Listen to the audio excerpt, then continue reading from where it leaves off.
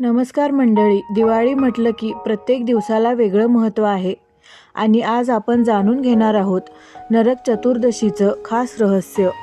नरक चतुर्दशी हा दिवाळीतला दुसरा दिवस. या दिवशी भगवान श्रीकृष्णांनी नरकासूर राक्षसाचा वध करून लोकांना भयमुक्त केलं. म्हणूनच या दिवसाला अंधकारावर प्रकाशाचा विजय असं मानलं जातं. या दिवशी पहाटे उठणं आणि तेल लावून अभ्यंग स्नान करणं फार शुभ मानलं जातं. हे केल्याने शरीर ताजेतवानं राहतं, आरोग्य चांगलं राहतं आणि पापांचा नाश होतो, अशी श्रद्धा आहे. स्त्रिया याला रूप चौदस म्हणून साजरं करतात, सौंदर्य, आरोग्य आणि आनंदासाठी.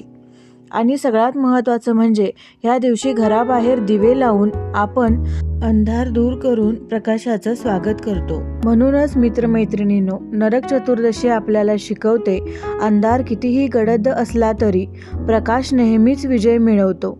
आपणास आणि आपल्या परिवारास हार्दिक शुभेच्छा.